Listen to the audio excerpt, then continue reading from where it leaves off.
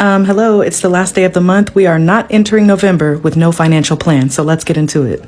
If you're seeing this in November, save it for later so that you can do this going into December. We are creating our monthly overview, which lays out the whole financial plan for the next month so that you can stay on track to your goals and actually make progress instead of blowing all your money.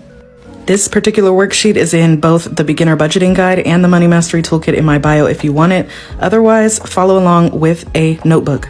The purpose of this is not to get it perfect. The purpose is to lay out a plan for your next month so that you go into the month with a plan. It can change throughout the month and that's okay, but you're using this as a guide so that you can hit your goals. And I want you to hit your goals. So first thing I want you to do is put your monthly income in this box or write it at the top of your paper, all of your income for the month after taxes.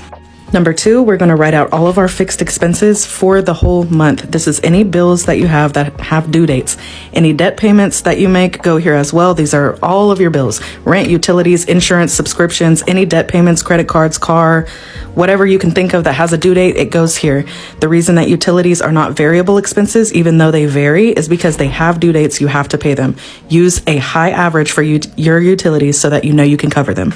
Next, you're going to total those out right there. And if you want to find the percent of your income, you can. Next step is to fill out your variable expenses. The two most common are grocery and gas, but these can be anything from fun money to date nights, whatever you spend monthly that you want to put a limit on so that you don't overspend. Another good one is hobbies. I budget myself to buy books because I love to read. Then you need to total that up here. The fourth step is that you add these two numbers together to get your total expense amount, and you're going to put that up here. Subtract that from your income to get your leftover, which goes down here.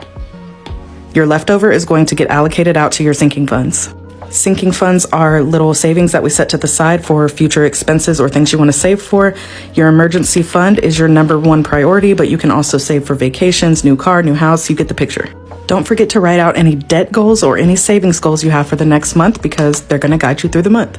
Now that you've created this plan, you are more prepared to enter your next month. This is especially important during the end of the year, the holiday season. You do not want to go broke over this season, okay? So the next step is that you go and plan everything out on a calendar with your paychecks.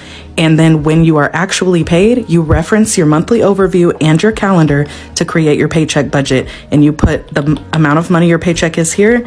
You add up any bills that are due for this paycheck. And then you look at your goals and what you've wanted to do with the month to see where you want to put your extra money.